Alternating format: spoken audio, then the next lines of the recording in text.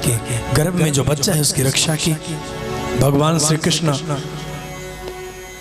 द्वारिका चले गए। समय अंतराल में उत्तरा के गर्भ से एक सुंदर बालक ने जन्म लिया और समय बीता और ये बच्चा बड़ा हो गया।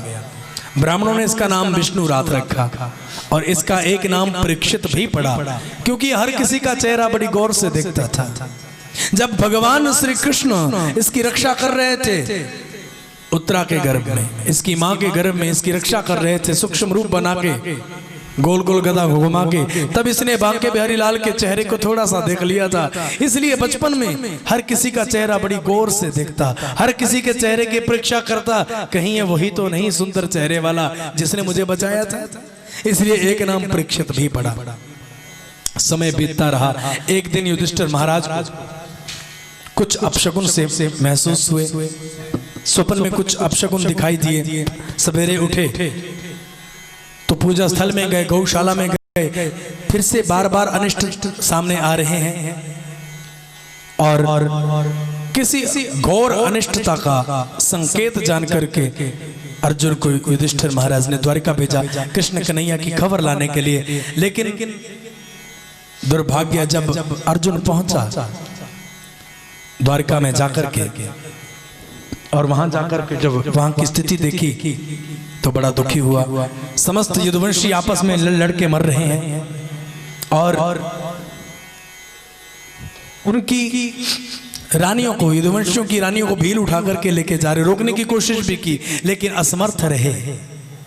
अर्जुन उद्धव से भेंट हुई। उद्धव से पूछा ये क्या हो रहा है? मेरे गोविंद किधर है, कृष्ण कन्हैया किधर हैं? उद्धव ने बता दिया कि कृष्ण कन्हैया तो स्वधाम को, गोलोक को चले गए हैं। बोलिए बांके बिहारी लाल की जय हो। अर्जुन ने जब ये सुना तो पागलों की तरह बावरा हो गए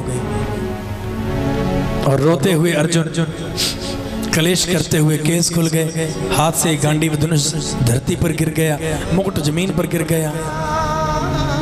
कृष्णा, मेरे कृष्णा, हाय कृष्णा, हाय कृष्णा, हाय कृष्णा कहते हुए वापस राज्य में पहुंचे। आकर के युधिष्ठिर महाराज को बताया।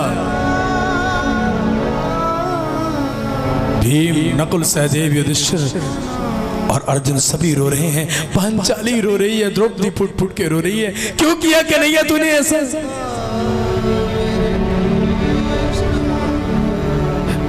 जाते समय एक बार हमें अपना चेहरा भी नहीं दिखाया है, हमें बताना भी जरूरी नहीं समझा। तू क्या सोचता है कन्हैया कि हम तेरे बगैर जी लेंगे? तू नहीं तो हम भी नहीं कन्हैया, क्योंकि अर्जुन ने बताया भैया हम अपने आप को बहुत बड़ा योद्धा समझते थे, हम कुछ भी नहीं है भैया। जिस मेरे धनुष की डोरी में पकड़ के छोड़ता था सारी धरती, पाताल और स्वर्ग हिल जाता था। कुछ नहीं भैया, भीलों ने मुझे ऐसे थप्पड़ मार के गिरा दिया जैसे किसी बच्चे को कोई बुजुर्ग थप्पड़ मार के गिरा दे। आज पता चला कि अपने आप को हम जो योद्धा कहते थे, हम में जो बल था वो सब कृष्ण की कृपा से था। और आज कृष्ण के चरित्र को बार बार याद करते हुए समस्त पांडव रो रहे हैं। परीक्षित को राज्यभार संभाला युधिष्ठिर महाराज ने।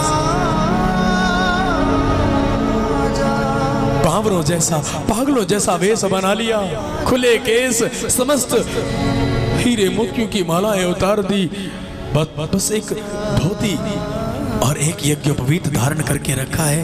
हरे कृष्णा, मेरे कृष्णा, कृष्णा कृष्णा कहते हुए महलों को छोड़ करके हिमालय की गुफाओं में चले गए।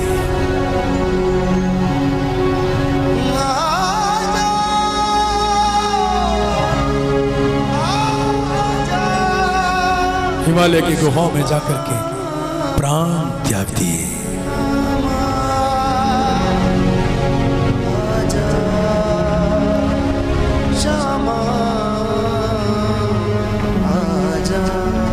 परीक्षित ने बड़े अच्छे ढंग से राज्य पालन किया, अपने राज्य की पालना की। समय बीतता रहा। परीक्षित के राज्य में कोई जानबूझ करके तो बड़ी दूर की बात है, अनजाने में भी पाप नहीं करता था। धर्म को स्थापित कर दिया परीक्षित ने समूची धरती के ऊपर। चारों ओर परीक्षित के नाम की जय जयकार। पाप अधर्म का नामो निशान नहीं था। एक दिन परीक्षित के मन में विचार आया,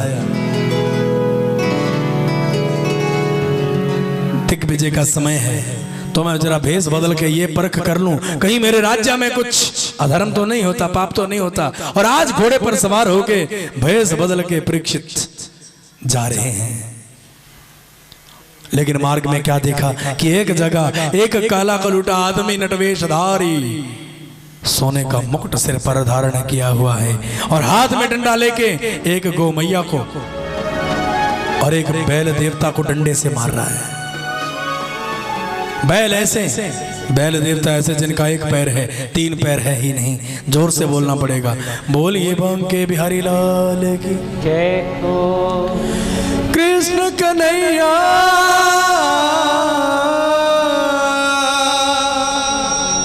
तेरी सदा ही जय। एक बात याद रखना, जीवन में जो करोगे उसका फल भोगना पड़ेगा, चाहे वो अच्छा किया चाहे बुरा किया। कई बार छोटी सी गलती इतनी भारी पड़ जाती है कि समूल विनाश कर जाती है। संत कहते हैं, ऋषियों ने कहा है, शास्त्र कहते हैं, जहां तक हो सबका आशीर्वाद लेना, बद्दुआ मत लेना किसी की, क्योंकि बद्दुआ जहर पीने से इंसान बच सकता है, किसी के ऊपर तेजाब गिर जाए फिर इंसान बच सकता है। जलती हुई आग में किसी को बिठा दिया जाए शायद वो बच सकता है, लेकिन अगर बद्दुआ मिल गई तो मेरे ख्याल से परमात्मा बोले कि जिसे बद्दुआ मिल जाती है ना, उसको मैं भी नहीं बचा सकता हूं। प्रेम से बोलना पड़ेगा जय श्री कृष्ण। जय श्री कृष्ण। परीक्षित को बड़ा क्रोध हुआ, मेरे राज्य में इतना बड़ा पाप हो रहा है। घोड़े के ऊपर से नीचे उतरे, तलवार हाथ में उठाई, बोले तू बचेगा नहीं, ओए काले कुलूटे नटवेशधारी, तू बचेगा नहीं मेरे हाथ से। तेरी इतनी हिम्मत कि मेरे राज्य में तू अधर्म करे, जान से मार दूंगा तुझे। गौ मैया के आगे हाथ जोड़े, बैल देवता को प्रणाम किया। महाराज आप कौन है? आपको ये जो डंडे से मार रहा है ये कौन है? क्यों मार रहा है आपको? गौ मैया आप क्यों रो रही हैं? बैल देवता बोले, ए राजन, इस संसार में जब किसी के जीवन में कोई कष्ट आता है, दुख होता है, तकलीफ होती है ना, तो कोई तो अपनी किस्मत को दोष देता है, कोई अपने ग्रहों को दोष देता है, कोई अपने पूर्व जन्म के कर्मों को दोष देता है, कोई किसी जीव का नाम ले देता है। अब मुझे ये समझ नहीं आ रहा कि मैं अपने ग्रहों को दोष दूं, अपनी किस्मत को दोष दूं, अपने कर्मों को दोष दूं, किसको दोष दूं? या इस नटवेशधारी को, इसको दोष दे दूं? मैं किसको दोष दूं? राजन मुझे समझ नहीं आ रहा। परीक्षित ने हाथ जोड़े, बोले महाराज कुछ मत बोलिए, मैं समझ गया, आप बैल नहीं हो, आप साक्षात धर्म हो। प्रेम से बोलना पड़ेगा, कृष्ण कन्हैया के। आप कौन हैं? आप साक्षात धर्म हैं। आप कभी नोट करना, कहीं भी महादेव का मंदिर हो, हर मंदिर में, मंदिर के बाहर नंदी महाराज होते हैं। प्रेम से बोलो शंकर भगवान की जय। हर मंदिर में, हर शिव मंदिर में आपको नंदी महाराज अवश्य मिलेंगे, और बिल्कुल मंदिर के बिल्कुल द्वार के सामने। क्यों? किस लिए?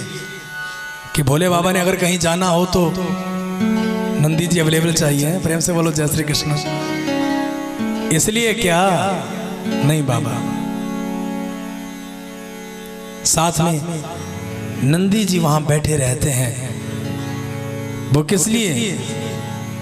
ताकि जो भी महादेव का दर्शन आए, दर्शन करने के लिए आए ना, मंदिर में प्रणाम करने, महादेव का पूजन करने आए, वो धर्म का दर्शन जरूर करे। जहां धर्म है वहां समानता है, जहां धर्म है वहां प्रेम है, और जहां समानता और प्रेम है वहां सुख और संपत्तियां और निधियां हैं। जहां सुख संपत्तियां और निधियां, प्रेम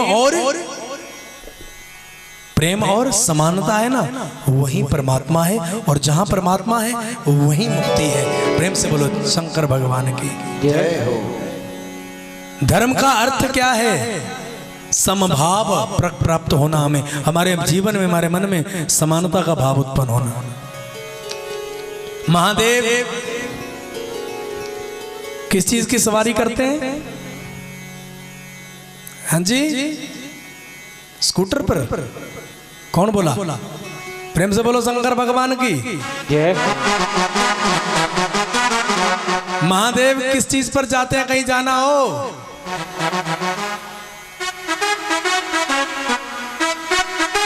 बोलो बांके बिहारी लाल की। नंदी पे जाते हैं ना। और अगर शेरा वाली माता, पार्वती माता, जगदम्बा है, अम्बा है, परम्बा है, अगर उन्होंने कहीं जाना हो फिर किस पर जाती हैं? स्कूटी। कौन बोला? प्रेम से बोलो शंकर भगवान की जय हो। वो शेर पे जाती हैं, ठीक है ना। अब अगर जंगल में शेर को बैल महाराज दिख जाए तो क्या करेंगे? क्या करेंगे? मुंडी मरोड़ के रख देंगे ना। पंगा होगा ना, लड़ाई होगी ना, खा जाएंगे ना, मार देंगे ना। अभी ध्योसर महादेव के पवित्र प्रांगण में देखना जाके, एक तरफ नंदी जी खड़े हैं, दूसरी तरफ माता रानी की सवारी खड़ी है। लेकिन पूछना यहाँ पुजारी से, हमारे ये कमेटी के सदस्यों से पूछना कि कभी लड़ते हैं? नहीं। प्रेम से बोलो जय भवानी। जय भवानी। क्यों नहीं लड़ते? क्योंकि धर्म है जहां, वहां द्वेष नहीं है। जहां धर्म है वहां बैर नहीं है। और हम लोग धर्म से दूर हो गए, इसीलिए तो घरों में क्लेश बढ़ गया। हम धर्म से दूर होते जा रहे हैं, इसीलिए तो आपस में बैर बढ़ गया। आज भाई भाई के साथ इकट्ठा नहीं रह सकता। एक समय होता था एक आंगन में 10 परिवार रहते थे, और आज सबने अपना अपना अलग अलग मकान बना के रखा है, लेकिन फिर भी कोई ढंग से रह रहा है, फिर भी क्लेश है। प्रेम से बोलो शंकर भगवान की। क्यों? क्योंकि हम लोग धर्म से दूर हो गए।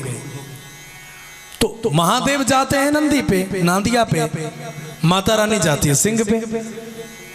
तो आपस में एक दूसरे से नॉर्मली अगर देख लिया जाए तो इनमें महाबैर है। अच्छा, ये महादेव के बड़े पुत्र का नाम क्या है? स्वामी कार्तिकेय जी। वो किस चीज पर सवारी करते हैं? मोर पे। और महादेव के गले में क्या है? हाँ, प्रेम से बोलो शंकर भगवान की। भगवान करे तुमको सपने में दिखाई दे आज, पर पीछे ना दौड़े। प्रेम से बोलो शंकर भगवान की। अरे सांप पीछे दौड़े सपने में तो बड़ा दुख होता है। सपने में स्पीड भी कम हो जाती। प्रेम से बोलो शंकर भगवान की।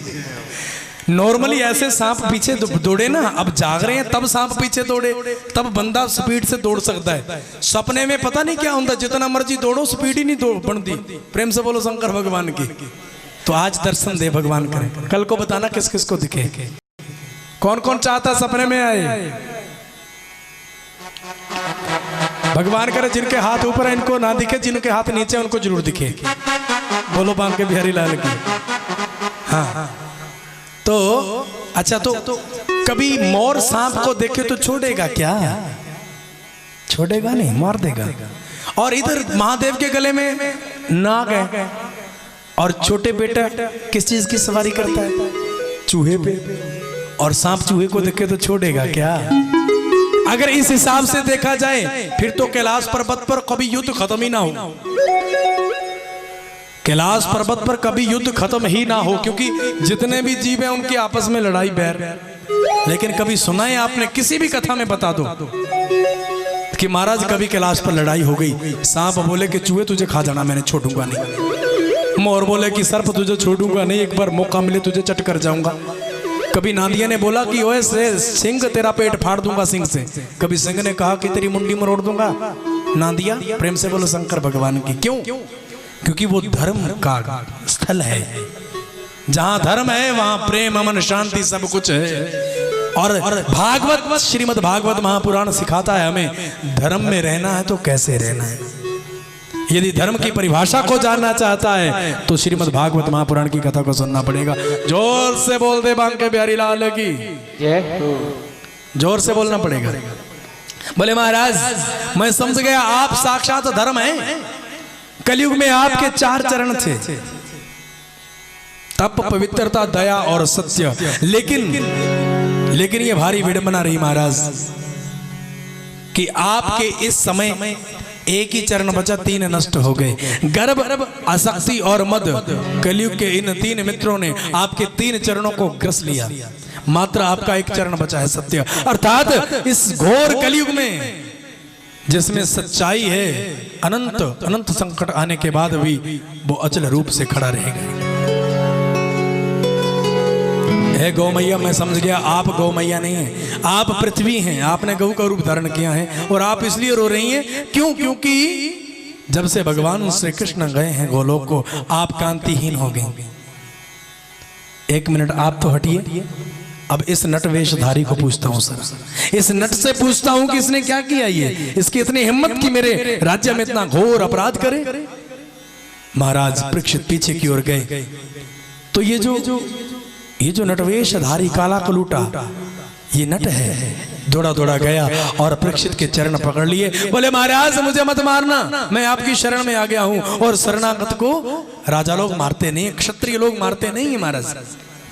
महाराज मेरा नाम कलयुग है और आप चिल्ला रहे हैं कि मैंने ऐसा पाप किया, क्यों? तो करूं क्या? मेरा स्वभाव है ये, मेरा काम ही उल्टा काम करना है, सीधा मैं कर ही नहीं सकता।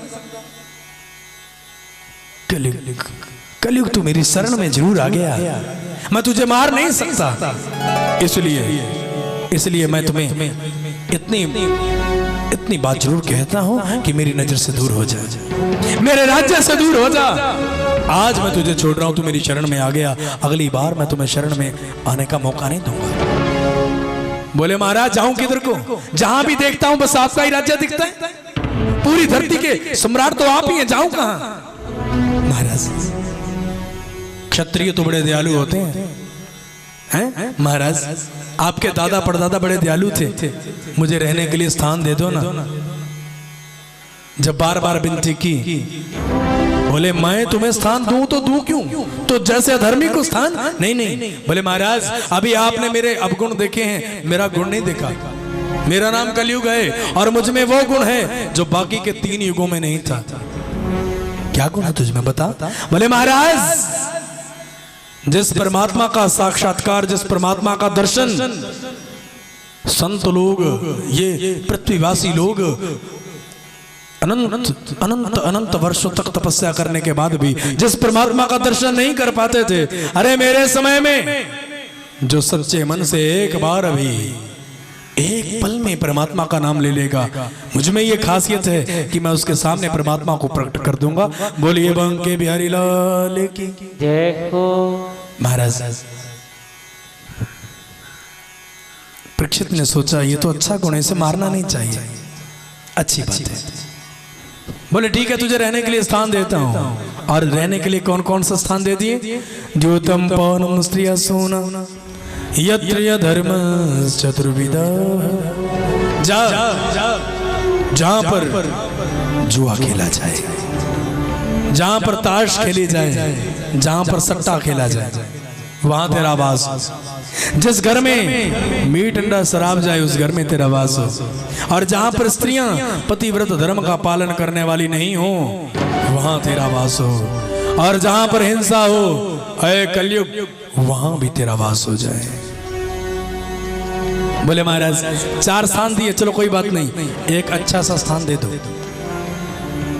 और उसी समय परीक्षित के मुंह से क्या निकल पड़ा? जा कलयुग सोने में भी तेरा वास हो जाए। प्रेम से बोलो कृष्ण कन्हैया की जय। सोने में भी तेरा वास हो जाए। लेकिन हर कथा में इस तर्क पर थोड़ा प्रकाश डालना पड़ता है। गीता में भगवान ने बोला है कि अर्जुन, धातु नाम अस्मि कांचनम, जितनी भी संसार की धातुएं हैं उनमें जो सोना नाम की धातु है वो मेरा ही रूप है। बोले तो आपको जल्दबाजी में कोई भगवान की मूर्ति पूजा करने के लिए नहीं मिलती। आपके पास सोने का कोई गहना है, सोने का कोई टुकड़ा है, सोने की कोई चीज है, उसके ऊपर भगवान का नाम लेके पूजा कर दो, वो कृष्ण कन्हैया की ही पूजा है। प्रेम से बोलना पड़ेगा जय श्री कृष्ण। जय श्री कृष्ण। तो किसी ने कह दिया महाराज ऐसा कैसे पता चले कि कौन सा सोना कलयुग है, कौन सा सोना कृष्ण है? प्रेम से बोलो जय श्री कृष्ण। जय श्री कृष्ण। तो बताया गया कि जो 2 नंबर की कमाई से खरीदा हुआ सोना है वो कौन है? जोर से बोल दो। कलयुग है। और जो 1 नंबर की कमाई से खरीदा हुआ सोना है वो क्या है? कृष्ण। तो बोलिए मेरे कृष्ण कन्हैया की, राधा रानी की। सभी हाथ खड़ा करेंगे जिनके घर में 2 नंबर की कमाई आती है। जय हो। संजय जी प्रेम से बोलना पड़ेगा जय श्री कृष्ण। जय श्री कृष्ण। 2 नंबर की कमाई आती है ना घर में, अच्छी बात। उससे सोना नहीं खरीदना, उससे और चीजें खरीदो। 1 नंबर की कमाई से सोना खरीदा करो। प्रेम से बोलो जय श्री कृष्ण। कौन कौन इस बात से सहमत है? हाथ खड़ा करेंगे। अब तो कर दो, अब तो हाथ खड़ा होना चाहिए। अब कर दो हाथ खड़ा। प्रेम से बोलो जय श्री कृष्ण। बोलो बांके बिहारी लाल की। अगर कुछ मांगना है मेरे गोविंद से उनकी कृपा दृष्टि मांगो, बस। यही श्रीमद् भागवत महापुराण हमें उपदेश देता है, शिक्षा देता है। सच्चिदानंद रूपाय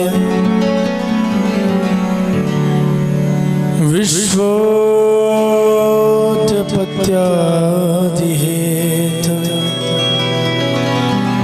तापत्रय विनाशाय श्री कृष्णाय वयं नमः।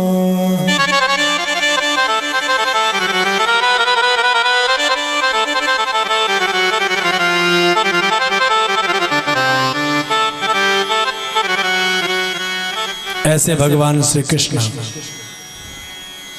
जो सच्चित आनंद रूप में विराजमान है, जिनकी कृपा से ये संसार प्रकट होता है, चलता है, फिर नष्ट हो जाता है, जो समस्त तापों का विनाश करने वाले हैं, ऐसे परमात्मा कृष्ण को हमारा कोटि कोटि नमन है। नमिषे सुतं आसीनं अविवाद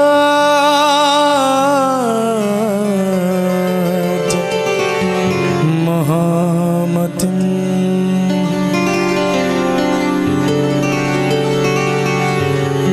कथामृत रसास्वाद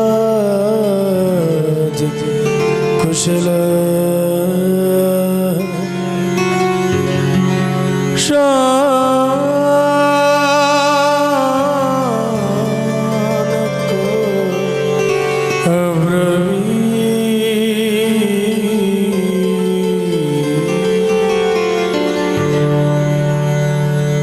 नैमिषारण्य तीर्थ स्थान, जहां पर 88,000 शौनकादि ऋषि, जिनकी तपस्या मात्र यही है कथा कहनी और कथा सुननी, और कोई दूसरा काम नहीं करते। अनंत ऋषि विराजमान हैं और अनंत अनंत ऋषियों में सूत जी महाराज पधारे हैं।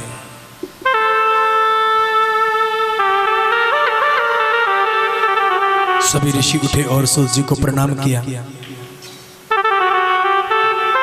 ऊंचे आसन पर बिठाया, चरणों में खुद बैठे और विनती की। क्या शौनक जी बोले, गुरु जी को प्रणाम करके, सूत जी महाराज को प्रणाम करके, अज्ञान भांध विध्वंस कोटि सूर्य संप्रभ सुता क्या है कथा सारम मम कर्ण रसायन। महाराज इह घोरे कलो प्रायो जीव चासुरता गता क्लेशाक्रांतस्य तस्यैव शोधने किं परायणम्।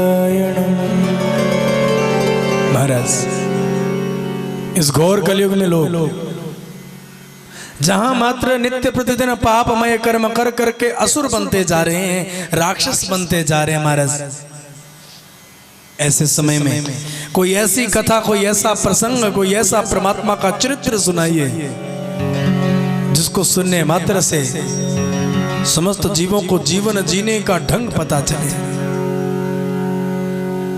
जीवन जीने की कला कैसी होनी चाहिए, जीवन में किस स्वभाव से, किस व्यवहार से, किस विचारों, किस विचार से हमें जीना चाहिए, जीवन काल में क्या कर्म करना चाहिए। जो कर्म अकर्म विकर्म का ज्ञान दे, कोई ऐसा ज्ञान सुनाइए महाराज, कोई ऐसी कथा कहिए। ये जो नैमिषारण्य में 88,000 शौनकादि ऋषि हैं, ये द्वापर युग समाप्त होते ही इस पवित्र तीर्थ में चले गए। क्यों?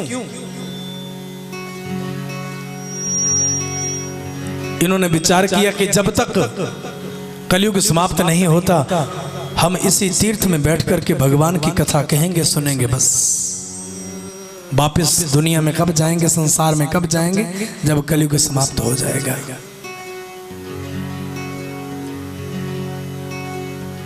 गुरु जी के चरणों में विनती की, महाराज नित्य प्रतिदिन जीव अधर्म कर रहे हैं, पाप कमा रहे हैं और काल रूपी सर्प का ग्रास बनते जा रहे हैं। संसार में आए, खाए पिए सोए, काम किया, बस फिर चले गए। ये तो जीवन जीने की विधि नहीं है। इस मनुष्य शरीर को प्राप्त करने के बाद जैसे कर्म होने चाहिए वैसा ये कर्म तो नहीं है। महाराज मैं आपके चरणों में विनती करता हूं, महाराज बताइए। और सूत जी ने समस्त ऋषियों को लक्षित करके क्या कहा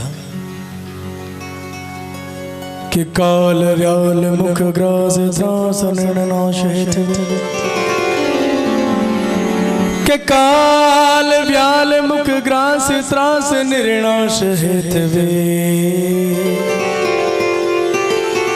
श्रीमद्भागवतम शास्त्रम कलो किरेण भाषितम। ऐशोनक जी ऋषि काल व्याल मुख ग्रास त्रास निर्नाश हेतु, काल रूपी सर्प के डसने से जो महान कष्ट प्राप्त होता है, उस महान पीड़ा से बचने के लिए और इस जन्म मरण के बंधन से मुक्त होने के लिए श्रीमद् भागवत महापुराण की कथा के अलावा कोई और दूसरा साधन नहीं। इसलिए जो जीव अपना कल्याण चाहते हैं उन्हें मात्र और मात्र श्रीमद् भागवत महापुराण की शरण में जाना चाहिए। ये कथा कहनी चाहिए, सुननी चाहिए, करवानी चाहिए, तो वो जीव उस परम पिता परमेश्वर का हो जाता है, वो परमेश्वर उसके हो जाते हैं और वो जीव बार बार जन्म लेना, बार बार मरना, इस महान कष्ट से, दुख से और इस चक्र से मुक्त हो जाता है। बोलिए बांके बिहारी लाल की जय हो। ये वो दिव्य कथा है ऋषियों, जिस कथा को जब सुखदेव मुनि पांडवों के पुत्र परीक्षित को सुनाने लगे, परीक्षित को श्राप हुआ था 7 दिन में मर जाना है, तक्षक ने डसना है। सुखदेव मुनि गंगा नदी के किनारे जब